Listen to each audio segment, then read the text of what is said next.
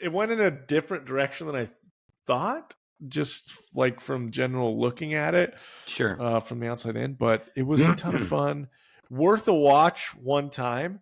Really made me dive in on James Gunn's like history as a director of movies, and when you just look at his list of movies, which is very short, He hasn't done a lot. it's like mind blowing to think that DC and Warner Bros. Were like, we're gonna take this guy and he's gonna run all of our show. I think Just it's even. based-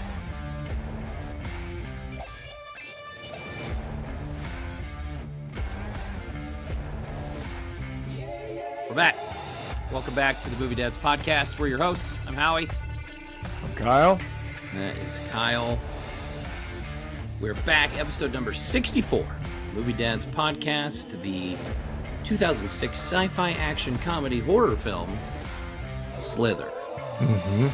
Feels like we haven't been on here in forever, because we haven't. We have I have some explaining to do when it comes to that.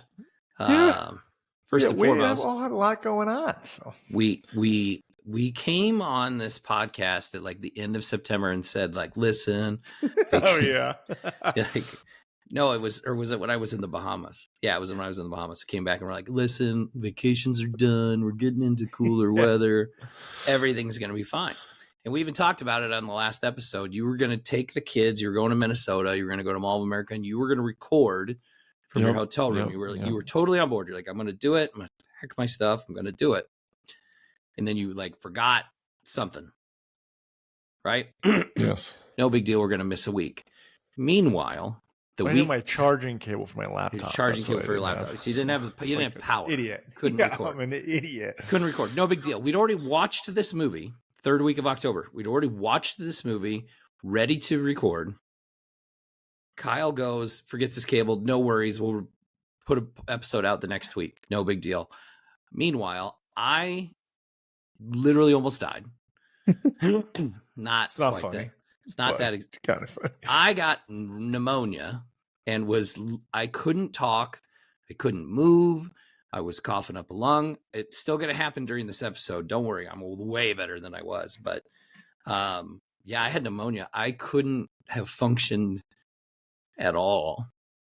That's crazy. Even remotely record this podcast. So it's my fault that we made it through the end of October and didn't get to finish all our spooky movies. I know. That's okay.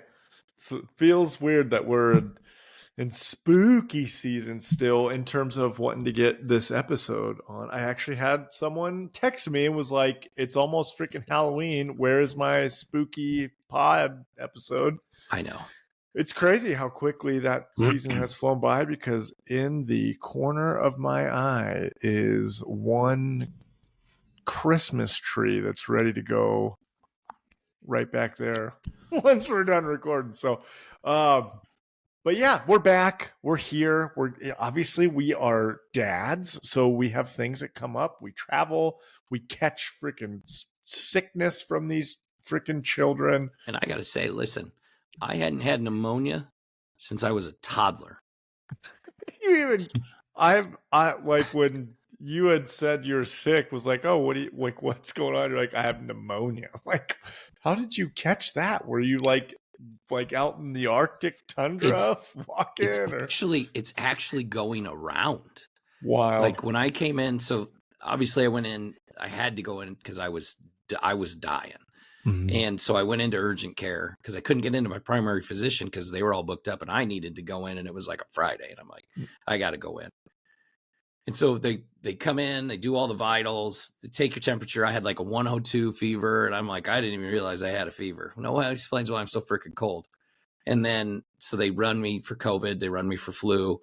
And they're like, we want to look at your lungs because obviously you don't sound very good. And I'm like, yeah, whatever you need to do. And they're like, yeah, you are full of nastiness. Like you have pneumonia. And I'm like, is this like, am I going to get smallpox next or what? Like, I'm an adult and I have pneumonia. You know, you think of like kids or seniors, right? When you think of pneumonia, and they're like, it's actually going around. It's like, it's spiked huge. Wild. And I'm like, okay, that's weird. Like, hopefully I don't get mumps or measles. I don't know. I was the Black Plague. but yeah, I'm like coming for you. doing like breathing treatments. Like I have an inhaler I had to walk around with. I'm like taking like they gave me like 6 different kinds of medicine. It was nuts. I like had it all lined up on like my counter. It was crazy. That is wild. That is wild. And they even gave me like liquid codeine to sleep because I was coughing so much. So jealous. Which was pretty nice, not gonna lie. I was Damn you. I was a little sad when it ran out. Whenever I because we had a Halloween party, and I think at that point you had been on your meds for a little bit, but you showed up for a breath of a moment. 45 minutes. And you had mentioned that like you had pneumonia, and then was like, oh, they got me liquid codeine. I immediately thought the next day when I started getting a tickle in my throat. Oh, I'm yeah. like, oh, I better have fucking pneumonia. I'm trying to get some of that cough syrup. Turns out I was fine. It was like just like a cold or something. I wouldn't wish this upon many people. Yes. A couple, but not many. I think my body, my like immune system is like super strong right now because we caught. I think we talked about on the pod last, not to go talk just about getting sick, but like our whole family almost like died from like the stomach flu. It was so freaking horrible a couple weeks back. So the body is fighting off all this crap and crud. Yeah. I say that, and then I'll probably catch it tonight. So anyway, that's what happened. So the first 5 minutes you get to hear about why we disappeared for the last couple of weeks. That's why. Sorry about it. We're back. But we're back. We're movie dads. We've got movie kids. The only thing I'm going to talk about, because I already talked about illness, but Reagan started wrestling and Des started basketball in the last week, which is one of my favorite times of year. Reagan had her first big meet on Monday. Was it Monday? Yeah, Monday night. And she went 1-1 on the night, and she had this awesome pin on this gal in her second match. She just demolished her, and it was great. And pretty awesome. Girls wrestling is actually pretty fun to watch. The like smaller girls that weigh like 60, 70 pounds are like spider monkeys. They're like climbing all over each other and stuff. It's hilarious. But my face reaction there was not in judgment. I was more going to say like, dude, it's wild how many people I know recently that like their daughters have jumped into women's wrestling. So it's like, and last year was the first year the school had it, and she was on the team. And I think there was like 12 of them, and this year there's like over 20, and there's a ton of, and it's really cool that it's grown so much so fast, especially because it's kind of new in Nebraska, girls wrestling. And then Des started basketball through the YMCA. Boy, his team is not good. He's probably their best player. They've had 2 games. The first game, they keep, after a team gets a lead of 20, they quit, keep, and score. So, like, if the team gets to 20 and it's 20-0, then they stay at 20, even if they make more baskets until the other team scores, and then they can, so it never gets more than 20. So the first week, they lost 22-2. Des had the 2 points. Then the second game, they lost 23-3. Des had all 3 points. And let's just say like it was probably more like 60-3. Wow. If they counted all the buckets. They track of it. And I will say this, like it's 3rd and 4th graders. Des's team is definitely all 3rd graders. And the kids they were playing were definitely all 4th graders. Maybe that kid from Benchwarmers was in there because the kid I am 5'5". The kid guarding Des was like 5'4".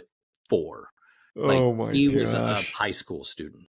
There's no way that kid was 9 years old. I don't believe it. Wild. Sports is running rampant right now in your household. So love that. Nice. For us, no sports at the moment. But last week was kind of interesting. Obviously we had Halloween. So Halloween was last week, a couple, I guess it was a week ago now, but Dave, what was it? It was like Thursday. Yeah. Okay. So I get all backwards whenever Halloween's not on like a weekend. It's like throws everything off. So, but we had our Halloween party, our neighborhood Halloween party.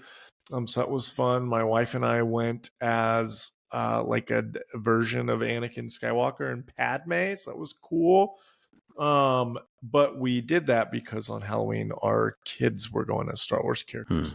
So the original plan was for us all to be Star Wars characters together, but it was freaking cold as hell on Halloween, so her and I just decided not to dress in our costumes on that. So, but Halloween was great. Parker went as Boba Fett, the original, the old school one. And when he originally asked to be Boba Fett, he said that, can I be the old one, the original one? It's like that would made my heart feel great that he just even knew who that was and knows that the new one kind of sucks. Grayson went as the Mandalorian, so and then Cal went as baby Grogu. So that's awesome. Yeah, it was he was fucking adorable and actually made it pretty long through the night of trick or treating. So that was a good time. And then this past weekend, my wife had planned and scheduled Grayson's birthday party months and months ago, but totally had forgotten a good friend of ours' wedding was on the exact same day. So we obviously aren't going to cancel our son's birthday party, but we also were going to make it work to go to the wedding. So my wife and I got dressed up, dolled up in suit and dress and nice clothes, and went to a wedding ceremony, sprinted over to Papillion Sports Complex, or I don't know what, Fun Complex? Papio Fun Park. Papio Fun Park. It's like it is stuck in a time capsule of 1975 or 1980. Super old school, like trampolines, laser tag, go-karts, and like the old arcade games from my childhood. That place looks exactly the same as it did from when I was a kid and went there. Just letting you know. Every adult that was there said that. I just stepped into a time portal. Yes, so that was a lot of fun. There was laser tag, all Grayson's friends. They had obviously asked me to get into the laser tag realm, and it was basically them versus me, and I obliterated them. So it was like great for my confidence. It was like I had 135 kills to the next highest was like 15. So NBD. But that was fun. So birthday party, Halloween stuff. We've just kind of running around. But yeah, nothing too crazy. Good. We've been kind of rambling about our life here. I got to say real quick, because I missed it before we did this part, but like if you're watching us on YouTube, please click the like and subscribe. Tell us what you like. Tell us what you don't like. Please make sure you click the bell so you get notifications when new episodes come out. Leave us a comment. Love to have some comments on some of our videos. If you're not watching us on YouTube, you can find us on one of many podcast networks. You can find us on Spotify, Apple, Audible. Oh, let's go. iHeartRadio, among many others. And you can see some of our short clips and videos on social media at Movie Dads Pod, on Instagram, Facebook, and TikTok. Take it away. Yeah. So why don't we jump into my most excited segment, our 6 to midnight. This most excited favorite segment. It's where we talk about the things that get us up in the morning. You know, the things that we're excited about for the week. New trailers, casting news, nerd video games, new comic books, whatever you can think of, whatever's got us juiced for the week, we like to talk about. So I'll kick it off. We're going to try to keep it a little bit shorter than the last two because I think we've rambled for like 2 hours. But first thing I did want to talk about was obviously I'm a Batman guy and it feels like all I talk about is Batman, but we had a huge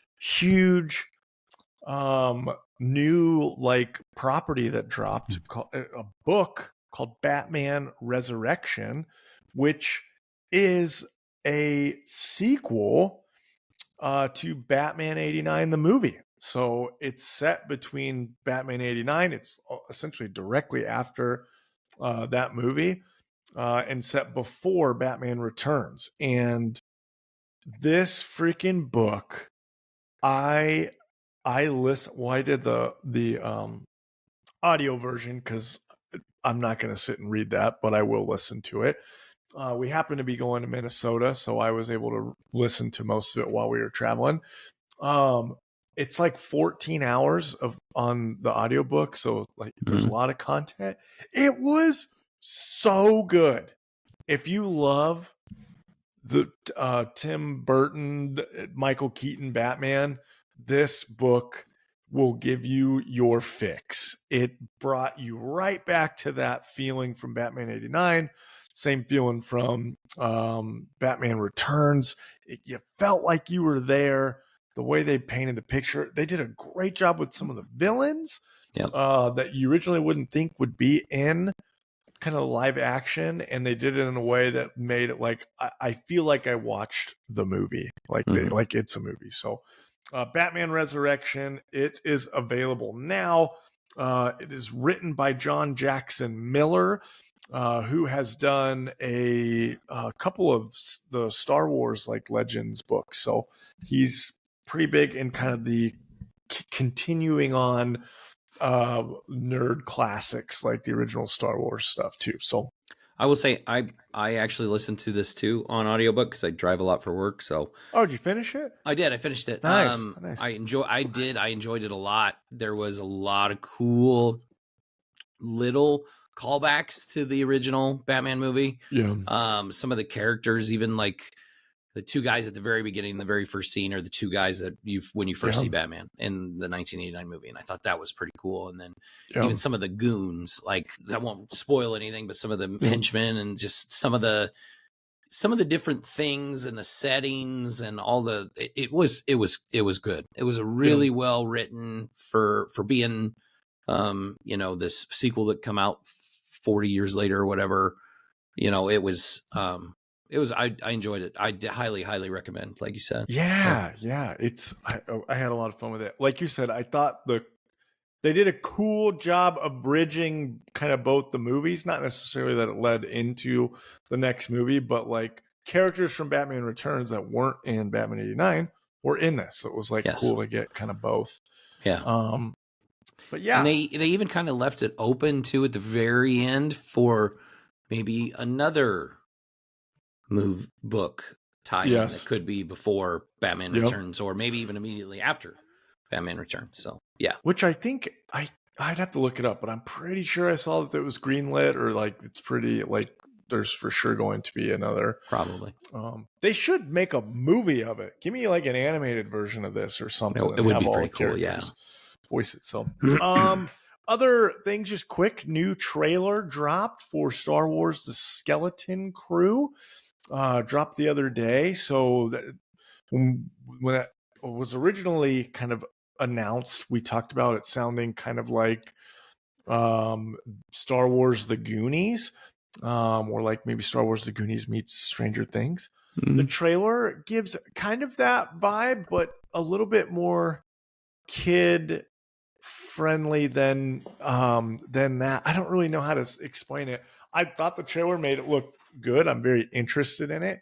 It does not look at all like a Star Wars movie, or like the vibe is that we're in. It's definitely not the Skywalker saga, is more of how I would like to say that, but and not in a bad way. It looks actually interesting. I'm excited. That comes out on December 3rd, so it's right around the corner.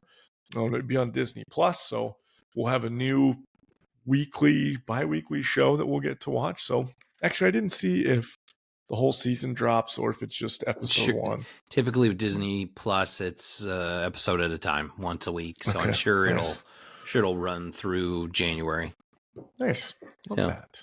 And then last for me was BioWare, the video game company that made like Mass Effect, Knights of the Old Republic, which you and I both love. They also have a property called Dragon Age, which is very Dungeons and Dragons meets Knights of the Old Republic. I've played all of them. I have enjoyed them. They just dropped a new one called Dragon Age The Veil Guard, which I completely forgot this game was coming out. At the moment that I was like, I want to play a new game and turn my Xbox on, it just happened to be the day the game drops. I was like, oh, I'm going to do that, and have been enjoying it. The graphics are insane. Nice. I'm getting like Baldur's Gate 3 vibes, which obviously that was like game of the year. People love that game. It's very RPG. But for me, this is more my style because the combat is like actually fast. In Baldur's Gate 3, it's like literally turn-based. You're rolling die every single time, which I know is very Dungeons and Dragons, but it's also super boring when you've got 15 versus 15. But the Veilguard looks, I'm loving it. It's very different than the original ones. It's not set in like kind of the Lord of the Rings kind of setting with dragons. This is in basically there's like a magic realm within the Dragon Age world, and this is within that. So you hear about that realm in all the other games, but this game you're actually in it. So it's a little bit different. It feels kind of like neon cyberpunk, like Lord of the Rings setting. It's crazy how to explain it, but it looks cool. Go watch the trailer. It'll give you a little bit of an idea, but I'm having fun with that. That's what I'm playing. What you got? Good. Okay, so just a couple things this week. First off, I wanted to talk about Agatha All Along, which is the Disney Plus Marvel series that just concluded, had its last episodes come out right before Halloween. One of the best shows that Marvel's put out on Disney Plus in a minute. It's nice to, I mean, like we had Echo at the beginning of the beginning of the year, which was pretty good. Yep. This was really good. It kind of was a spin-off of WandaVision, which was probably the best Disney Plus Marvel show so far. And it introduced a couple characters that are from the comics that hadn't been seen in the MCU yet. So that was kind of interesting.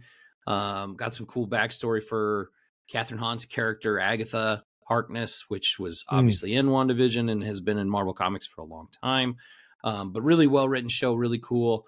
And there's something that I know Marvel and Disney were trying to do a better job of, is making these shows kind of in the Marvel universe, but their own standalone thing, so that it, like, you didn't have to watch the shows to understand what's going on in the movies. And I felt like this one did a good job of that, because it felt like it was very self-contained. So, which I think is better, because then people don't feel like they're obligated to watch it, because some of these shows are a bit of a chore to get through, and not everybody's cup of tea, because some of them are so different. But anyway, highly recommend. Was it scary? It was like spooky at all? I mean, it's about witches and stuff. It had some darker scenes to it, but obviously it's Marvel, so it is very PG-13. It's not nothing crazy. But cool. One of the characters is kind of big in Marvel Comics. It's kind of dark, so I don't want to spoil it, because it's one of the big reveals later on in the season. But somebody that has a very important role in one of the biggest storylines ever in Marvel. But again, I don't want to give it away. I know who it is. But pretty kind of neat. But yeah, highly recommend that if you haven't checked it out yet on Disney Plus. I recommend it. And then a little bit more Marvel news. We got official release date: Spider-Man 4, Tom Holland's fourth Spider-Man movie, July 24th, 2026. Starts filming next year. It's for a summer 2026 release. It's directed by Destin Daniel Cretton, who did the Shang-Chi movie, which is very good. So he's going to take over for John Watts, who did the first three movies. Obviously, a lot of speculation we've talked about. Is this going to be street-level Spider-Man? The rumors I'm hearing is Marvel and Disney very much want this to be street-level Spider-Man, right? Like, Spider-Man movie, maybe Daredevil pops in, Kingpin might be in it, that kind of thing, right? But keep in mind, Sony owns the rights to Spider-Man. So Sony gets to call a lot of the shots. Oh, barf. And apparently, Sony wants this to be a spectacle. And like, maybe Venom versus no Venom. I don't know. Barf. Right. Sony doesn't have a great track record recently. Obviously, Venom 3 just came out. Venom Last Dance just came out. I've not seen it yet. The reviews obviously aren't great, but what a bummer that would be that we finally get to the finish line of, like, they set it up for now Tom Holland can be, I mean, not that he's not been a good Spider-Man, but we've talked about this. Like, it feels like he's just about to do the Spider-Man that we all know and love, and not Avenger Spider-Man. Yep. And man, if Sony comes in and fucks it up just because they're like, we got Venom going and we're trying to do Kraven the Hunter, like, what an absolute bummer that would be. I am excited, juiced that they are doing Spider-Man 4. I know that was like not necessarily confirmed for a very long time, and there was kind of speculation that Tom Holland wouldn't be Spider-Man again, and so love that we're getting him back. I'm excited for it. So I really enjoyed the last Spider-Man movie. And then my last thing, in other Tom Holland news, so Tom Holland has confirmed he's going to star in Christopher Nolan's next movie, dude, with Matt Damon. Right? So they're going to be the two leads in this movie. Nobody knows what it's about. There were rumors going around that I think it was going to be was it a biopic? And then there were rumors now that it's going to be a horror movie. Like a period piece, like maybe 1920s vampire movie. Which, isn't that what we're getting from Michael B. Jordan and Black Panther director? Yeah, what's his name? Ryan Coogler. Yes. That's what they're making, so I don't know why Nolan would do that. But I thought it was interesting. So there's going to be a lot of speculation between now and then on what that movie's about. I saw another thing that was released that said that though this was announced that it was going to be a vampire, actually now news stories saying that it's like a helicopter movie, like two helicopter pilots or something. So there was a movie with like Roy Scheider, and what the heck? I texted you about it. Yeah, it's like a reboot or something. Yeah, it's like a remake. I don't want to like, it was a movie called Blue Steel or something like that. Anyway, there was rumors that it was going to be like a remake of that, or like Nolan's interpretation of that. I don't know. Which are so very different. Nobody knows. So very different. That probably tells you that he's working on multiple scripts and he's going to decide which one he's going to make. Yeah, I don't care. It doesn't matter. It's going to be good, right? Like all of his movies are good. And Tom Holland and Matt Damon, and it's a summer movie. I thought the thing that was interesting though is whatever this movie is, this is Christopher Nolan movie. It's slated to come out a week before Spider-Man in 2026. Tom Holland's going to be his own Barbenheimer, yeah, and compete against it. So I thought that was kind of interesting too. So, but dude, that's awesome. He should like do some type of double feature, like advertising, like double up on Tom today. He should. Giggity. Whoa, hey.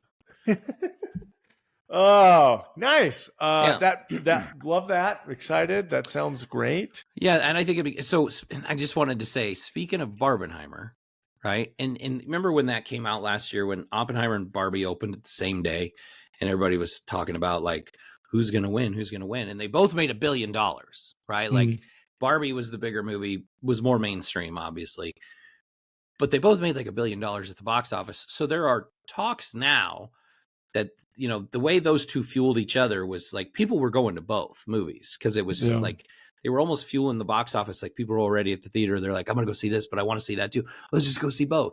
Like it was fueling itself. There are like experts that think the same thing's going to happen here in about 3 weeks with Gladiator and Wicked. And they're going to feed off each other. And you're going to have these theater people that are like, I want to go see Wicked because I love the Broadway play and I like musicals and yada, yada, yada. And there's going to be the group that will be like, I want to see Gladiator because I love the first one. I want to see a bunch of people kill each other. And then there's people like me and Kyle that are like, I want to see that and I want to see that. Yeah. Yes. So we might get our own Wickadator. I'm sure there's no. Oh, I saw there was a funny. There's already a like nickname out there, but I can't remember what it was off the top of my head. Dang it! But I'm excited about that. Did you see that? Someone had like recreated the like movie poster of that to make it more like what the like original plays the was. Wicked poster. Yes, and the actress like said it was like the most disturbing thing she's ever the seen. most disgusting thing. You're trying to erase me. Yada. She walked back those comments a little bit. Oh, I didn't see that. She did. Like after about a week, she kind of walked back on them. She said, I just felt like I was being erased. I understand now that it was more just trying to be traditional like the original poster was for the Broadway show. She walked back a little bit because I thought too when she came out and she was like, how dare you? I was like, wait a minute. What? Like it looks like they just like all they did was make it look like the original. Like it wasn't like, oh, cover her face up, she's ugly. No, it wasn't that. Yeah, it was weird. Anyway, that takes us into our I can't believe you haven't seen it, Kyle. Yeah. 2006 sci-fi action comedy horror film Slither. Slither was written and directed by James Gunn, the head of DC Studios, writer and director of the Guardians of the Galaxy movies. And then it stars Nathan Fillion as Chief Bill Party, Elizabeth Banks as Starla Grant, Greg Henry as Mayor Jack McCready, and Michael Rooker as Grant. That's his name, Grant. Really? I didn't pick up on that. Grant. It was made on a $15 million budget. It only made back about $13 million because it was low budget. It was a low release, and not a lot of people saw it. But yeah, it's one of those movies that I kind of stumbled upon, I think, right after it came out. And I like Nathan Fillion too, from his work in Firefly. Mm-hmm. And then obviously he's got some TV shows. Castle was big on ABC, and then he's in The Rookie right now. Obviously, he's one of those guys that like you see him and you're like, oh, I know that guy. He's been in a ton of stuff, but I probably couldn't tell you any of it because he's one of those. But he is very likable kind of character. But I kind of stumbled across this movie, and this was like I think the first movie that James Gunn ever directed, and so it's such an odd piece of film, but it's highly, highly enjoyable. It's hilarious and disgusting, and it's not really scary per se, but it's more like gross out, but it's also alien invasion kind of thing. So I mean, there's horror elements to it, obviously. I don't know. What were your initial thoughts? I have known about this movie, or at least the movie poster. I have like when you say Slither, I immediately think of the poster, but I have had no idea what the movie was about. The girl in the bathtub with the slugs. Yeah, girl in the bathtub with like all these like freaking slugs that are like crawling in or crawling out. I don't know. I did not know it was a James Gunn movie this whole time. One, because I've never thought twice about what Slither is. And man, what a trip. Like what an acid trip this movie was. So I really enjoyed it. It was super weird, but in like a on purpose kind of way. So like you said, I like the actors in this, like Michael Rooker, like I fucking love him. And then Nathan Fillion I think is hilarious. So it went in a different direction than I thought, just like from general looking at it, from the outside in, but it was a ton of fun, worth a watch one time. Really made me dive in on James Gunn's like history as a director of movies, and when you just look at his list of movies, which is very short, he hasn't done a lot. It's like mind blowing to think that DC and Warner Bros were like, we're going to take this guy and he's going to run all of our show. I think just it's even based on those. I think it's more amazing that he did like this, and then he did Super, and he got Guardians. Yes. Like based on 2 or 3 movies, and he got to do Guardians of the Galaxy for Marvel. He did Scooby-Doo. Like he wrote the 2 live action Scooby-Doo movies. He wrote the scripts. How random. So that's the guy in charge of our Batman, baby. Bring it on. Well, he's doing Superman, so hopefully Superman's less weird than Slither and Super and some of the things in Guardians. I liked this movie. It's definitely worth a watch. It was a perfect kind of Halloween time movie. Gave me that Tremors kind of Critters vibe. So it's a lot like Critters, actually. It really kind of is kind of that dark humor, farm aliens, yada. Anyway, the basic premise of the movie is it's small town. Nathan Fillion's your chief of police. There's like 5 cops on the force, right? Greg Henry's the mayor. Fun fact, so his name is Mayor Jack McCready.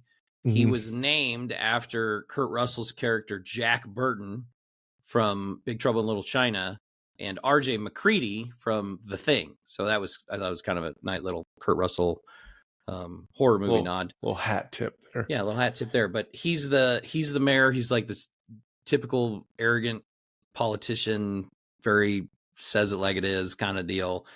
Wait, and then, what's the big event like that they're celebrating in the town? Something with like deer. The beginning of deer. It's the beginning of deer hunting season. I can't remember where they have like this big like get together, and I forgot what they call it, but it's because it's the beginning of deer hunting season, and they have like a big deer like hunting the town's wooded like area. Crowning like event of the year. It's like their College World Series for Omaha.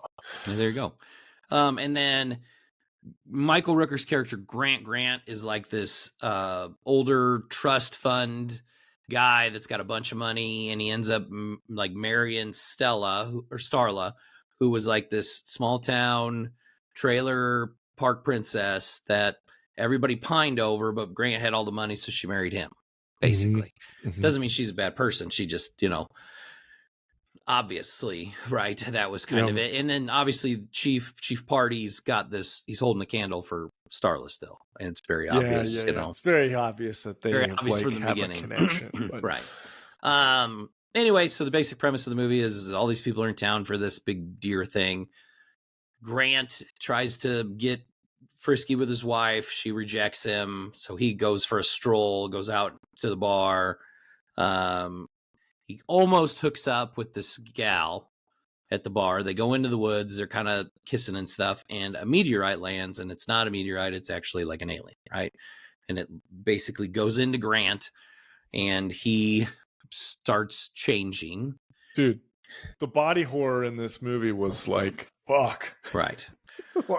So he starts buying up all this meat and stuff. He's like killing all these animals and like hiding them in his basement.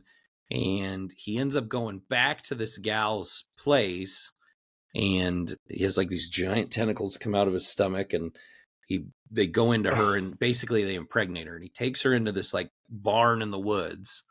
Yeah. Takes her into this barn in the woods, and you don't know what's going on. But anyway, he tries to attack some other people.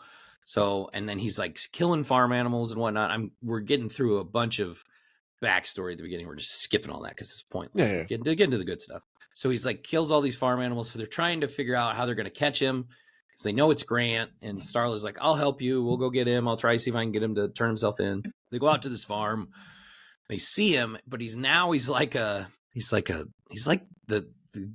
Justin Long in Tusk at this point right now. Dude, that's a great comparison. He's like this just blob that looks like he's like got flippers and stuff, and he slithers out and he kills this cow, and they confront him and they realize what is wrong with this guy. And so they go after him. He kills a dude. He like splits him in half. He like has a tail that like whip cracks. Oh yeah. And just cuts this guy right down the middle. That dude.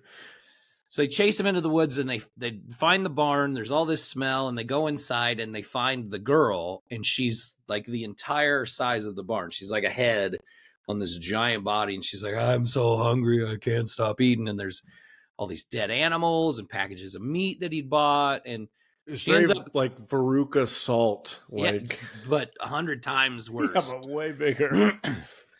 So she explodes, and she's full of all these slugs, right? These purple-looking slug things. So they come kind of like a tidal wave over people, and they go and they crawl inside their stomachs. And they basically turn them into zombies.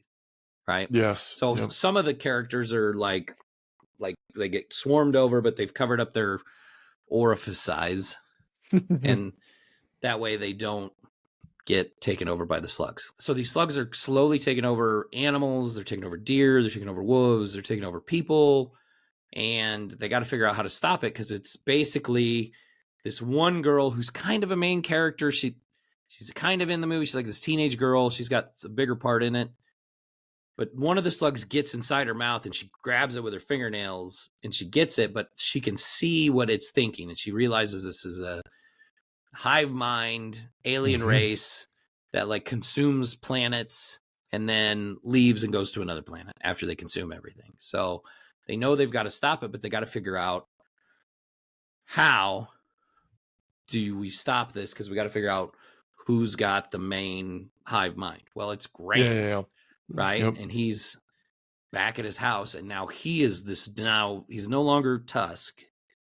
He's this giant like blob monster who's absorbing all these other people. You actually see this guy zombie walk up in a robe, and he like takes his robe off and he just like gets absorbed into it. It's disgusting. The whole like fucking gross. Onto it. Sucked into it like Clayface or something. It's pretty nasty. But anyway, there's a battle, and Nathan Fillion's character gets a propane tank, and he pumps the tentacle full of propane and blows them up, and it kills all of them because it's a hive mind kind of thing. Anyway, the whole thing is the movie's hilarious. It's got some great one-liners. Mm-hmm. The mayor's hilarious. Nathan Fillion's hilarious. Some of the side characters are great. It's a lot of fun. It's a good, funny kind of, like you said, Tremors kind of vibe to it, but at the same time, like Critters, but then it's got like body horror, and it's, I don't know. It's like a huge mixed bag. I mean, like when I say sci-fi action comedy horror, it's very specific, and that is exactly what this is. Yeah. I really enjoy this movie. It's got like some of that James Gunn wit dialogue. I like this movie a lot. It's an 8 for me because I like watching it like every year. So it's a ton of fun. The movie goes from like 0 to 100 within like 10 minutes. So yeah, I wasn't expecting it to be as like freaking wild as it was, or like a full-on like invasion. Kind of felt like an alien invasion, like a zombie / alien invasion. But it was a ton of fun. I thought the body horror wasn't. It was like gross, but not in a way as like, oh, I don't want to see it. It was more of like, oh, look, she's a giant blob lady, like gross, gnarly. Michael Rooker's like, he transforms into like 17 different like evolutions of this freaking slug monster thing, and when he first starts changing, it gives very like Toxic Avenger kind of vibe. Like his whole body is like melted and morphed, and looks like he's got like pussy abscesses. It's just kind of like ugh. But then eventually it feels like he turns into like the half worm, half person from Dune. Like just it's just all kind of wild. So I enjoyed it though. I probably will never watch this movie again, but I am glad that I have watched it because it's worth the watch. I'm going to give it a 6, because I would say like Tremors is like a 7, and I don't want to put this at the same level as Tremors. Tremors is like a 9. You're crazy. Yeah. Okay. You're right. I was trying to go a little bit, be modest with it. Like Tremors 3 is maybe like a 7, but but I liked it. Like 6, not in a bad way, but like it was a fun movie. It was funny. It was one of those ones that I was glad like that we watched it together, because those wacky zany ones are always where I'm like asking questions during the movie and like, what the fuck you say what the fuck is happening a lot. Yes which that movie will make you do a lot. Absolutely will. You're absolutely right. But I liked it. I would say go watch it. I can't remember, we watched it on like your DVD or something, right? Is it streaming? I have the Blu-ray, so I brought it over. So I don't know if it's streaming. I don't think it is. Anyways, Slither, worth a watch. Go check it out. Check it out. It's good. If you like James Gunn movies and you like his humor, not grossed out by body horror, definitely worth it. Do it. Oh, one more fun fact that I did have about the Oh movie yeah. is there's a part where, like, Starla, when Grant's first changing, Starla calls the doctor, like, what is going on with Grant? And he's like, I haven't seen him. It's Rob Zombie's the doctor on the phone. I just thought that was kind of funny. Nice. You know? Get Rob Zombie to do a That's cool. voiceover. Yeah. Anyway. That's super random. Had no idea. Yeah, that's it. That's the 2006 sci-fi action comedy horror film Slither. And that takes us into my favorite segment. There can be only five. Only five. So it's technically still spooky season for us. Yep. Kind of. I know Kyle's already got like Christmas trees. They're staring at me in the face. Is Mariah Carey playing? Is there a fireplace crackling in the background?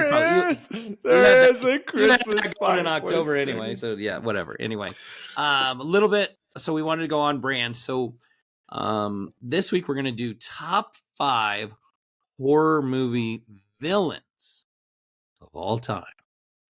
Okay. So bad guys in horror movies. So do you want to go first? Or you want me to go first? I'll let you take the lead on this one. I think I went first last time. So top 5 horror villains. I did an honorable mention just because it's such a widespread genre, television and movies. Like I just had to put zombies. Nice. Like Dawn of the Dead, Night of the Living Dead, Evil Dead, lots of Dead, World War Z. They're classics. Walking Dead. Yeah. Zombies all over the place. Love it. Number 5, the Xenomorph from Alien. Nice. Like this is a lot of these had to do with longevity too. On how I rank this, because we saw some lists, because we always look at lists, right? And I saw Norman Bates, and I know how much you love Psycho, but it's like, so there was Psycho, and I know they made sequels to that movie. I think they made up to Psycho 4, and Anthony Perkins was in all of them, but it was like nobody cared about Norman Bates outside of the original Psycho, right? Like nobody cared.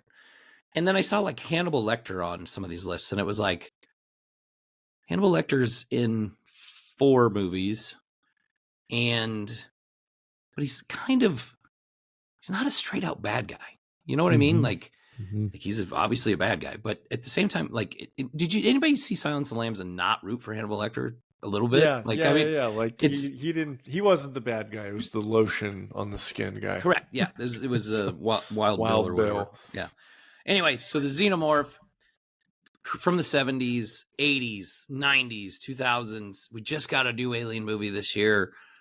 Like, the Xenomorph is terrifying. The design, the Geiger design of the creature, every aspect of it, right? Like, it's skinny, skeleton, lanky, super long claws, the head, mouth thing, like the acid blood. The Xenomorph is a badass character from the get-go.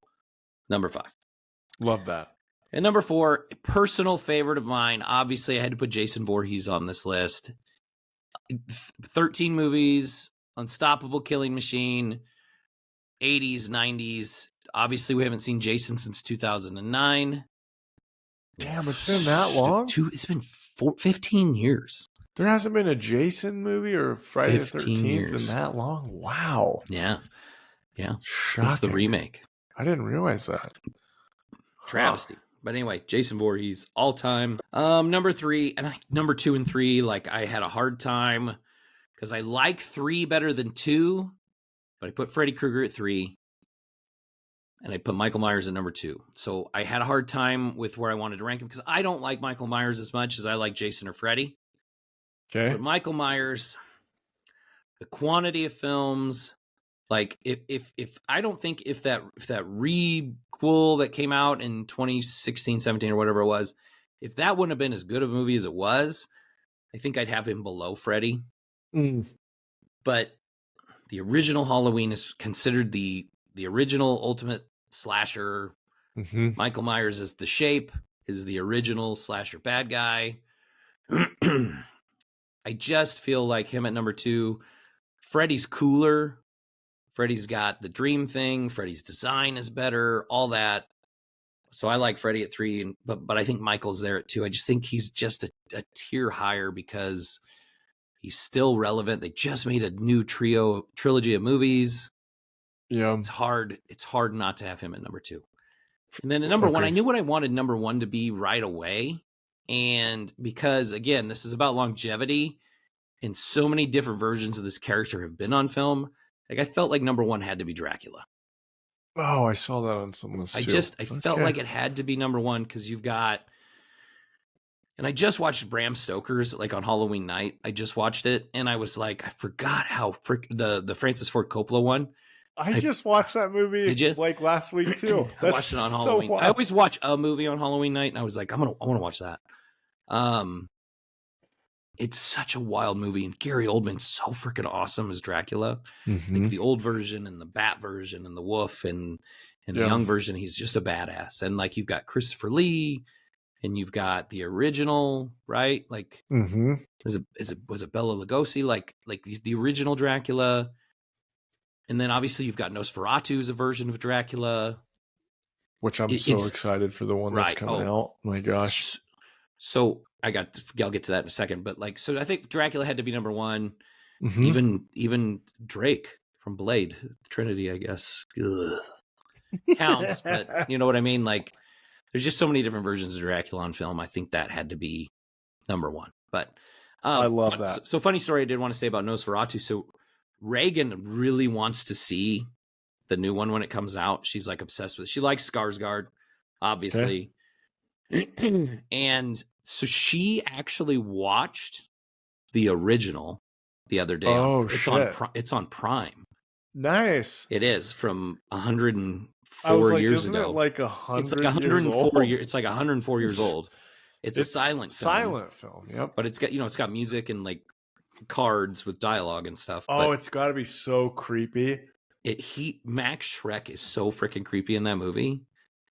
It's interesting, but it's on Prime. It's only like an hour long, and I watched part of it with her, and I was like, "This is uncomfortable." It's kind of like, it's odd.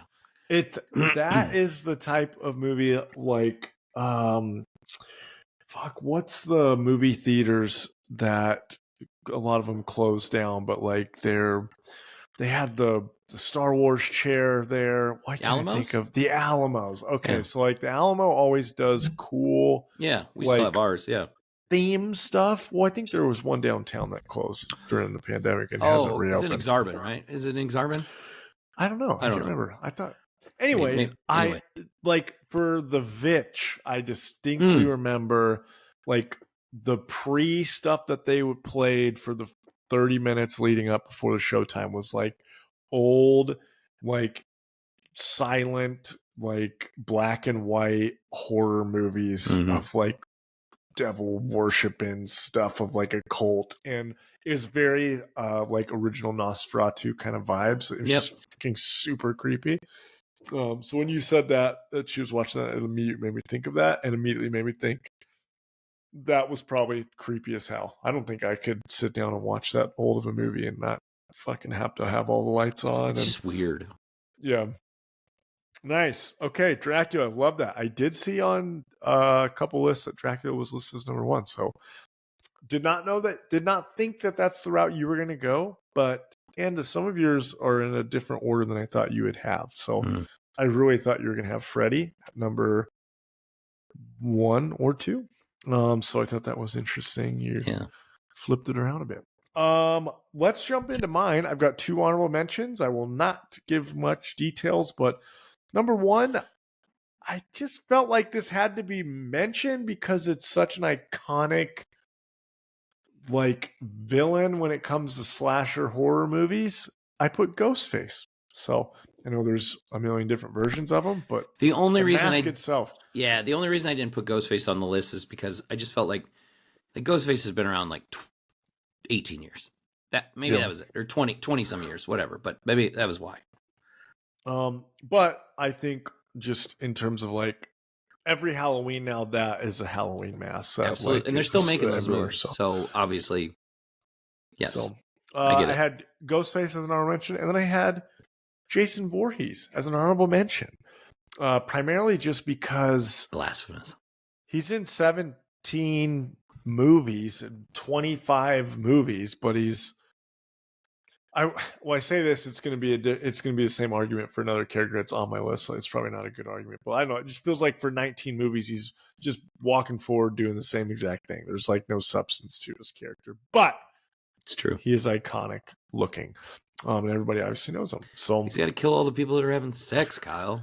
yeah, I just can't think of any of the Jason movies where I specifically remember any other characters, like any of the storyline or characters amongst his movie. Tommy Jarvis? Tommy Jarvis is in 4, 5, and 6.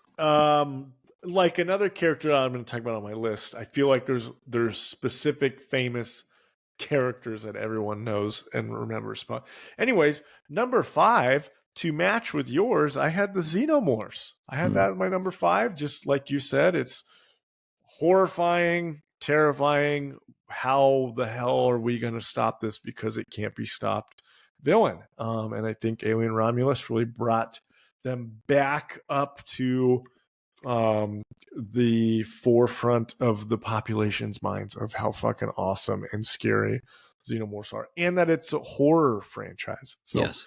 Number 5, I had Xenomorphs. Number 4, I had Freddy Krueger.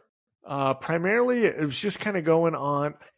Adam saying you kind of like rolled your eyes. No. Like, what the fuck? I just was like, Freddy's at 4. Then it was 3, 2, and 1. Yep. So I got Freddy there because Jason was honorable mention. Mm-hmm. Freddy is not my favorite out of all of the big kind of 3 or 4. But in terms of horror movies, he is for sure one of, or if not, the first character you think of when you're like a horror movie villain. You're like, oh, freaking the guy who kills you in your dreams. The claw, like the leather claw glove is, and the striped red and brown shirt is iconic. So, and he's got way more character than any of the others in terms of like 100%, like actually being able to talk, and he's like witty and horribly funny in a bad way.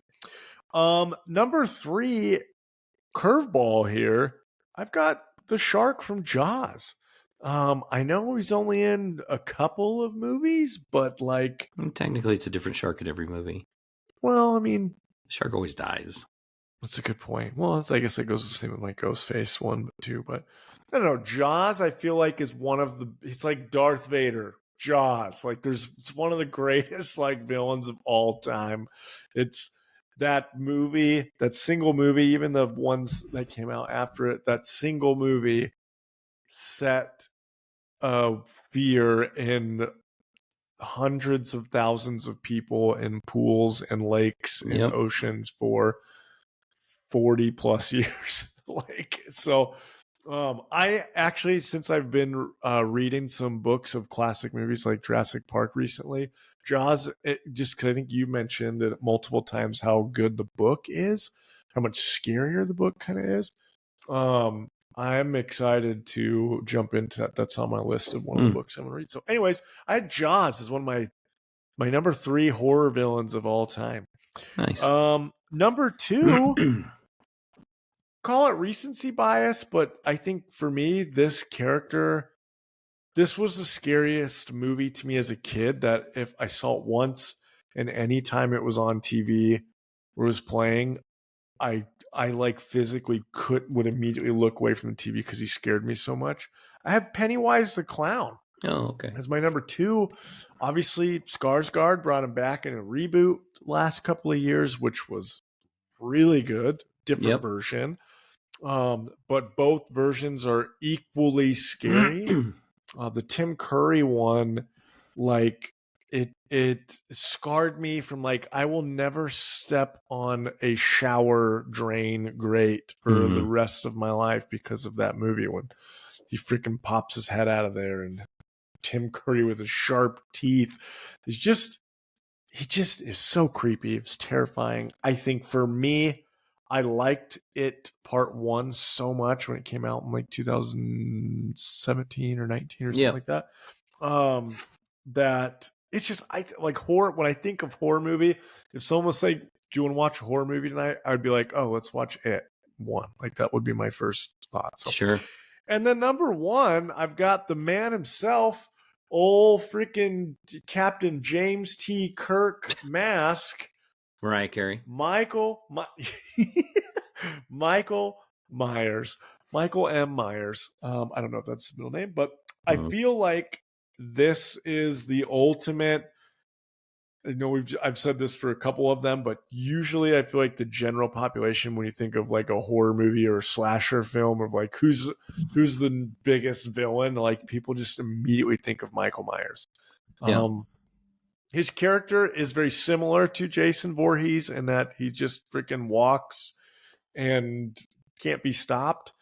But I feel like there's something a lot more terrifying about him than there is Jason Voorhees in terms of how like Michael Myers does it. Like, is he in your closet? Who knows? Is he outside your window staring up at you? Who knows? Like, Michael Myers is probably hiding in the shadows, whereas Jason's going to jump through the window and just fucking rip you apart. Yeah, for sure. Which I guess, like in real life, that would be more terrifying. But there's just something about Michael Myers that, like you said, they re-released or they rebooted or soft rebooted, and it kind of like Alien Romulus, that reboot in 2018, I think, is when that came out. Yeah. It gave that original Halloween vibe. It brought back the same like music, sounds, vibe, same kind of setting, and some same characters that just like brought it right back to being like, this is a top tier horror franchise. And it's only like that because of the tenacity and terrifyingness of one, just the tip, Michael Myers. So, but if you put Michael Myers, Jason, and Freddy in a room, Michael's the first one to go down. You think? Yeah, 100%. I think he's the one that'll go down and then like he's like the Undertaker. Yeah, but he's the only one that's human. That's a good point.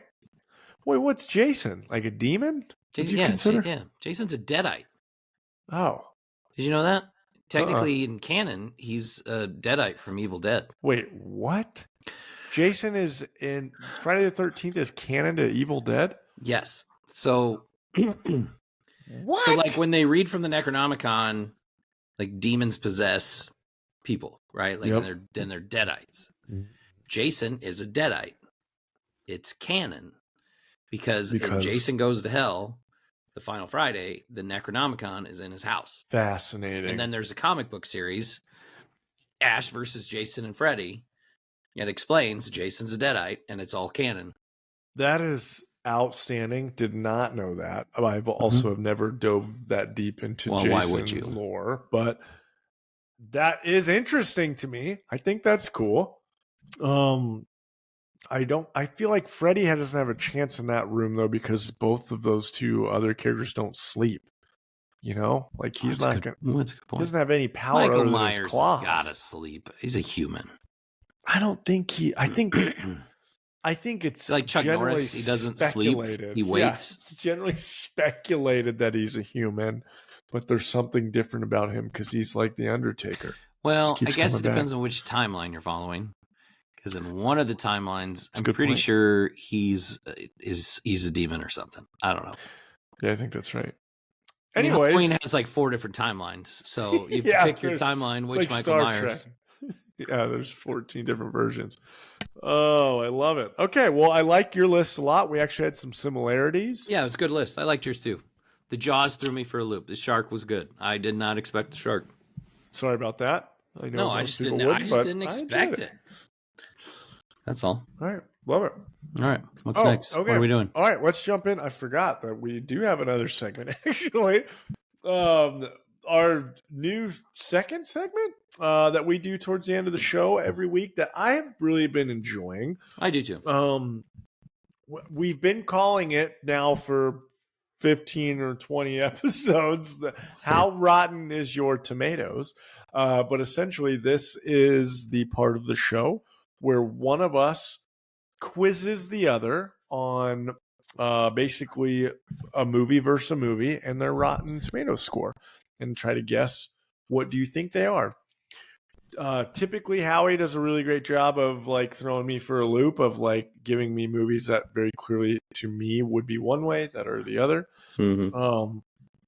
Usually I try to go that route. I think it just with time constraints, I don't think this is going to be as curveball-y as I usually would like, but it is good. I am excited. Are you ready, I'm Howard? ready. Let's go. Okay, so just in the spirit of Halloween and horror movies and scary, and also staying on brand with kind of your nerdiness, the movies that you like, I have got first pairing 2022's Terrifier 2 versus 1988's Killer Clowns from Outer Space. Terrifier 2 is way higher. You think? Yeah, Terrifier 2's like, it's like an 88 or 89. I would say 89. Killer Clowns from Outer Space is probably like a 47. Oh my God. Okay. Well, you were right in that Terrifier 2 is higher with an 86%. But Killer Clowns from Outer Space from 1988 is actually an 82%. So really? Yeah, it's actually highly rated. So have you seen that movie? Which was why that's why I went with it on this list. Is like I had no idea that movie was like regarded as a good movie like that. So okay, all right, you got one right. You were way off on your score for the second one, but that's okay. Here we go. I've got 2004's Dawn of the Dead versus 2018's, and I hope you've seen this movie, 2018's Overlord. Oh, that's a good movie. Both zombies, zombie worlds. What you got? I'm going to go with Dawn of the Dead being higher. Okay. I don't know if I believe that or not. What would you score them? I want to say Dawn of the Dead's like 77, and Overlord is probably like 75. You are correct in that Dawn of the Dead from 2004 is a 77%. That's shocking that you just hit that right on the nose. Overlord's higher then, isn't it? Overlord is higher. Yeah, it probably should be. With an 82%. Okay, all right. I knew they had to be close. Overlord's a good movie. I'm glad you've seen that. When I was seeing it, I was like, I don't know if he's seen Overlord, but Nazis if you haven't, and zombies, hell yeah! It's a great Nazi zombie movie, like modern movie with Nazi zombies. It's boy, that's a movie that like I don't think enough people have seen. Yeah, it's like a Netflix, I think, original or something, right? I saw it in the theater. Oh, really? Yeah. It's not Zack Snyder doesn't made it, but kind of gives that vibe. He did Dawn of the Dead. He did. No, Overlord though, like that's a good just like action movie, even without the zombies. It's a good movie. Yeah. Love that. Look at Overlord getting a little plug there. That's a good movie. Love that. Well, you got that wrong, loser. Here we go. But I got the score correct, dead on. So you did. That was pretty crazy. But that's a hella random number to have guessed perfectly. 77. So, okay, I have got, these are two of my household's Halloween time movies that we watch every year. One is, for whatever reason, terrifying to everybody, and one is a ton of fun. I've got 2012's Paranorman, claymation? Animation? Stop motion. And then 2006's Monster House, which I think is also stop motion or claymation. No, that one's animation. How do you know the exact? Because Paranorman's a Leica Studios. It's Leica Studios. Yeah. It's the same guy that did Nightmare Before Christmas, Henry Selick.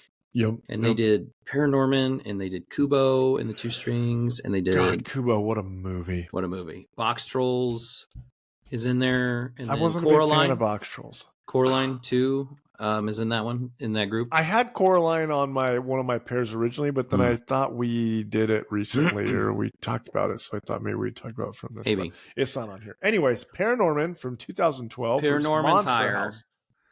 Paranorman's higher. I'm going to say at an 85. I'm going to say Monster House is like an 81. You are correct. Paranorman is higher with an 89%. That's fair. That's a good movie. It's a great movie. I actually watched that last week too. I was on the couch a lot with the pneumonia. So Des had strep too at the same time I had pneumonia. So he was on the other end of the couch. We watched Paranorman. Paranorman is like it's a fun Halloween movie. And it looks so good. Like it's so well done. The design looks cool. It is. It looks great. The story itself is kind of wild, zany. Yeah. I feel like we just recently talked about Paranorman because we were talking about Curse Town. Tremendous in that movie too. Voice acting, got some John Goodman sprinkled in there.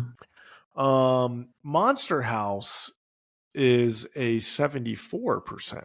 So Paranorman is an 89. Monster House is 74. I don't know if you've watched Monster House or how many times you've seen it. A few times. Yeah, I've seen it a few times.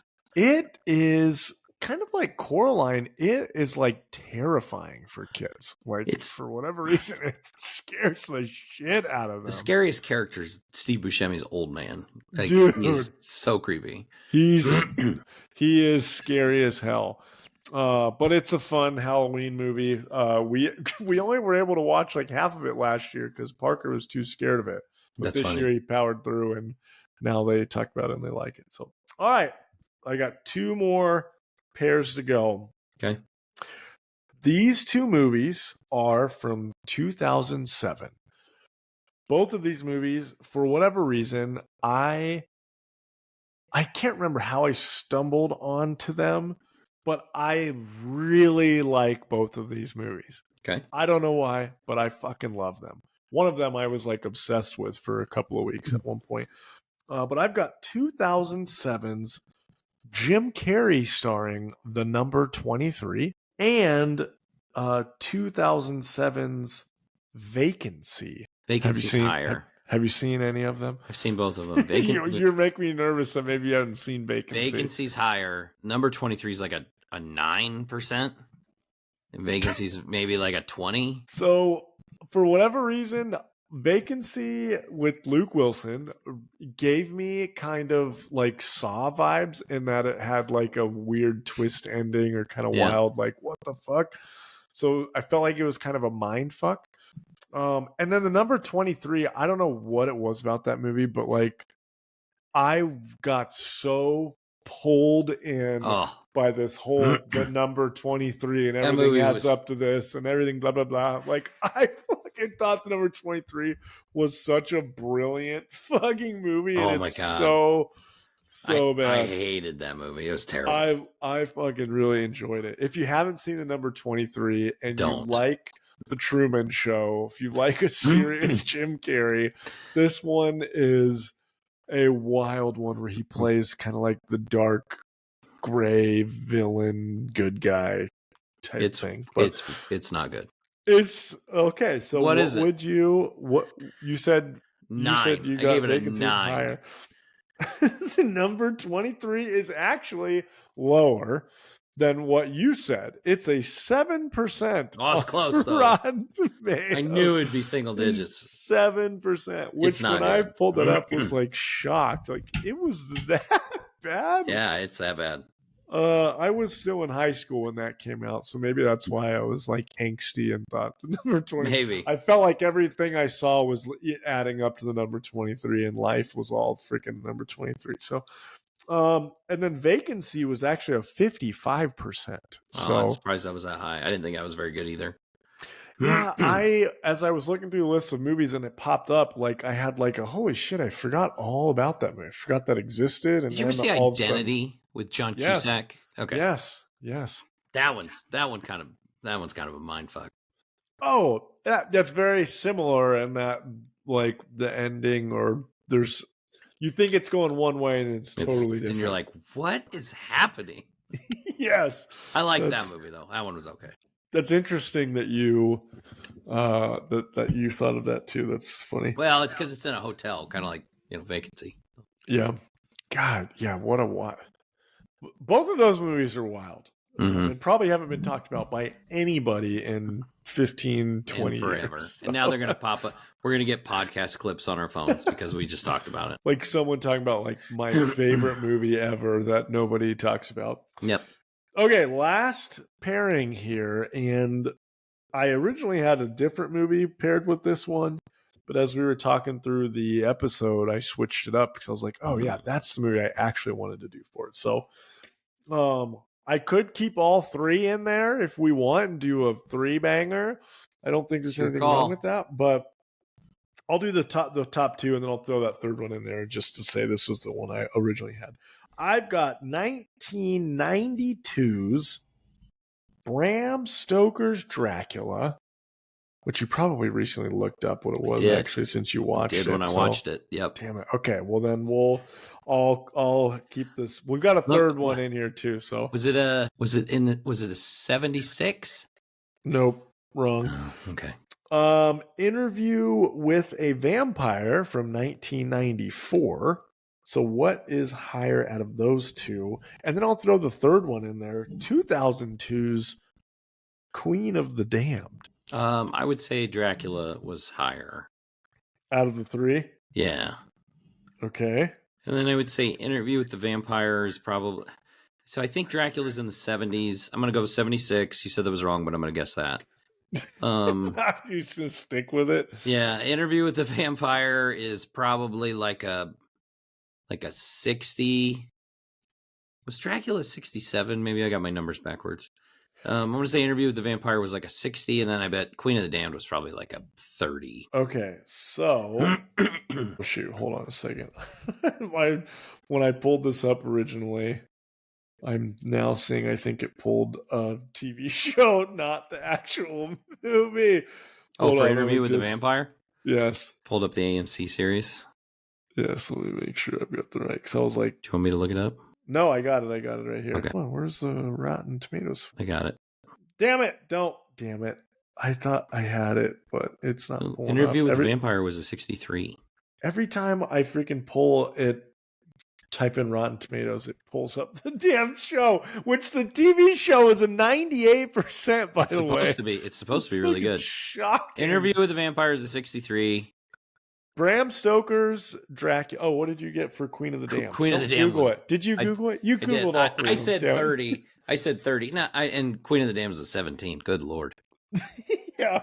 Originally, I had Interview with a Vampire versus Queen of the Damned, and then we talked about Bram Stoker's Dracula. It's like, oh, I'm going to throw that in there because that's the other movie I actually want to do with vampires. So I said 76. It was a 69. Yeah, you were. I got my order. I got my order right though. I got my order right. You did get the order right. So Queen of the Damned was trash. So there's a lot of people that I know, like growing up, that freaking love that movie. I read those books. I read those books, and that movie was trash. Comparatively, like the books are good. Yeah, the books are a weird read.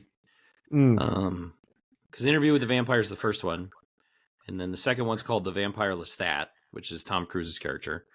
Then Queen of the Damned is the third book, and it's obviously a different person. It's not Tom Cruise, and they never made the second movie. They just went ahead and made the third one. And then the fourth one was called like The Tale of the Body Thief, I think. Something like that. Oh, that sounds familiar.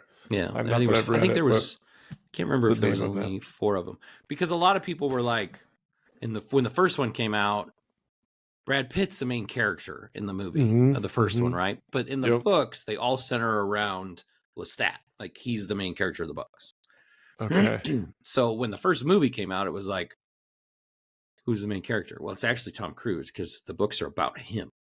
Yeah. It's so weird.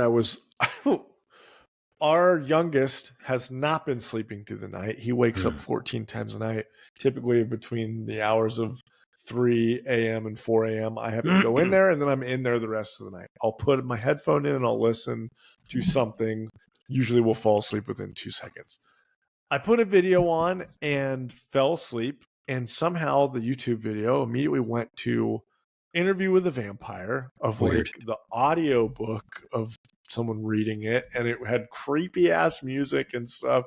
And so like I woke up after like 3 hours of just Interview with a Vampire, creepy ass like playing That's in my weird. ears. I was asleep, and when I woke up to like refeed the baby, I just kind of picked up where it was reading, and it creeped me the fuck out. So Yeah. it was like such a terrifying listen on the audiobook. So if you're looking for something scary, spooky, There's nothing weirder than when you fall asleep doing one thing and you wake up and something else is happening. Yeah, you're like, what the fuck is I happening? fell asleep one night last week on the couch, and I was watching Friday the 13th Part 6 because it was Halloween week, and so I was watching horror movies, right? Did you watch the 5 before that, or did you just jump straight to 6? 6 is where they get. 6 is my favorite. So I was watching 6, right? And I fell asleep like immediately. And I wake, and it was Paramount Plus, which I didn't know Paramount Plus. Apparently, after one movie ends, it just picks another movie at random to start. So I wake up, and Shia LaBeouf's getting interrogated at the police station in Transformers. And I'm like, what the fuck is happening? Like, I was so confused because it was like 3 hours later, and Shia LaBeouf's getting interrogated by the cops, and I'm like, I don't know what is going on. I'm so confused. Where am I? Where am I? Was I watching Disturbia? Was I watching Transformers?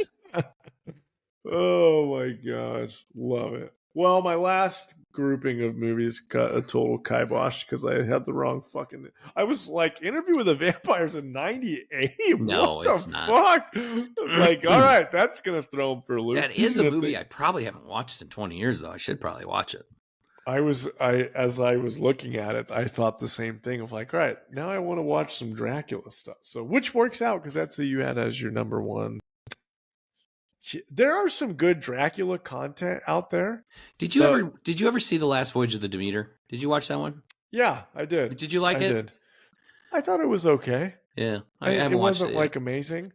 It's actually I don't know if you've seen this, but there's a Dracula show on Netflix. I think it's 2 seasons or maybe 1 season. That. I've heard about that. It's British, really good. Yes. I do need to watch it. Steph and I binged through we were like, oh, what's this? Because it had just dropped.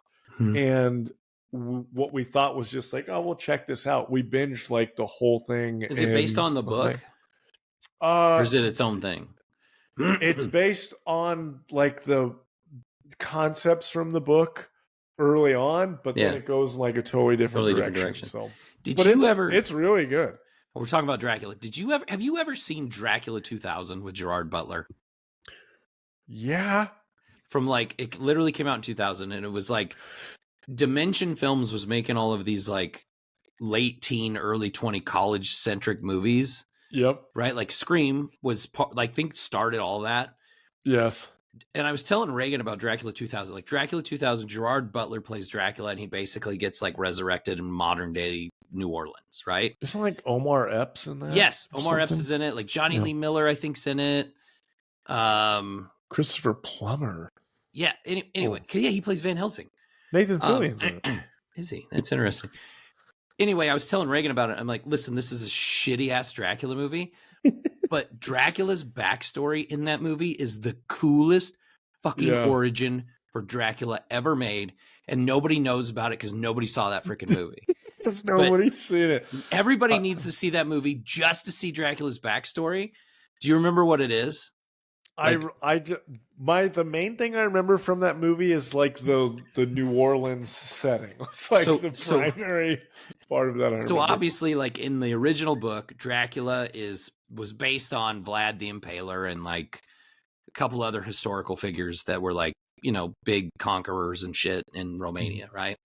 In that movie, Dracula was originally Judas Iscariot, who betrayed Jesus.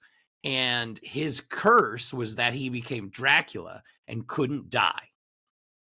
It's the coolest fucking origin for Dracula ever. And I will die on the hill that movie's worth watching just because of that origin story. Because it's the baddest ass Dracula origin story ever. And it's fucking cool as hell. I love that. Man, because they had to figure out how to kill him. And they had to figure out that he figured out he was Judas.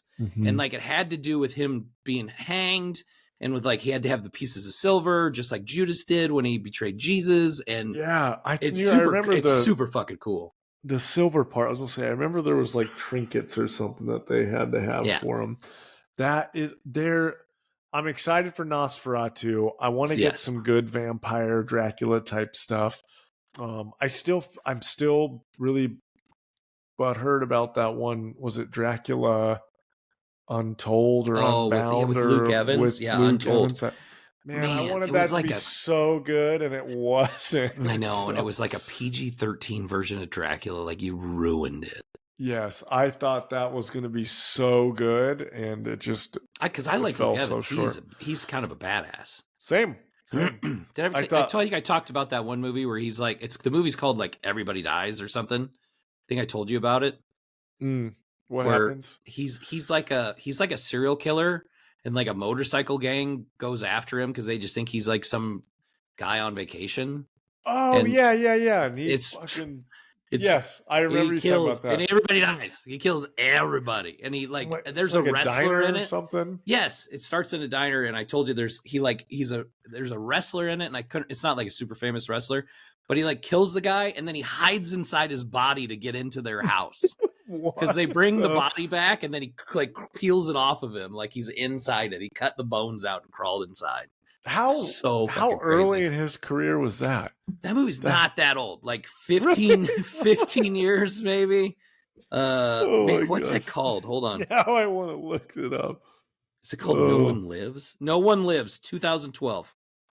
It's called No One Lives. He was famous at that point. We all knew him at that point. He was the bad guy in one of the Fast and the Furious movies. He was Gaston. I don't remember when that movie came out, but it was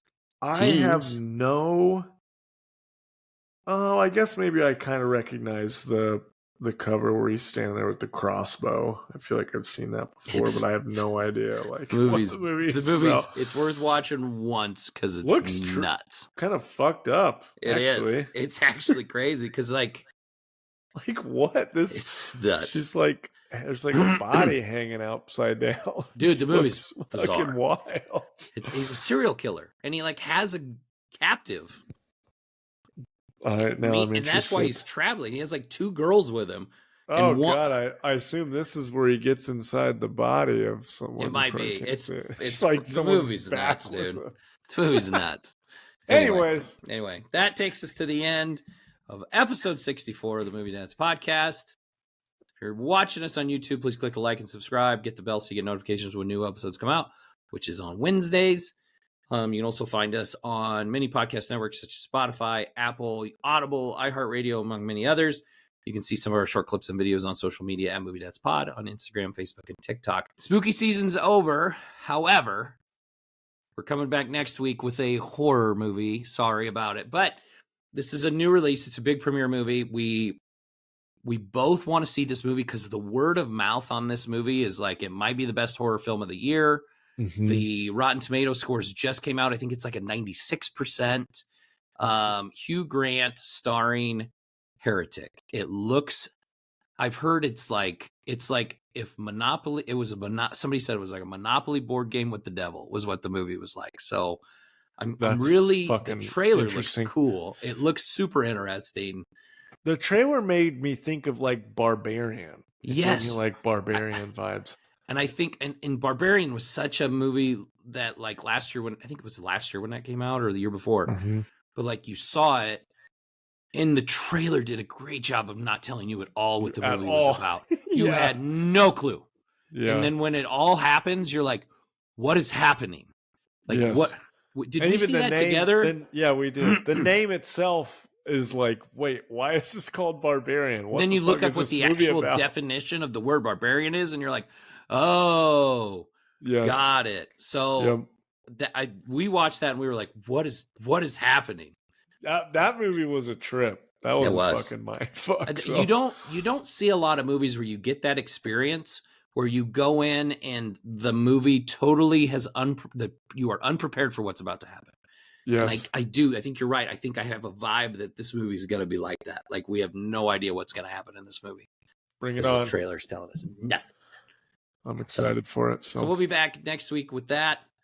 Thanks for listening. Thanks for watching. See you next time.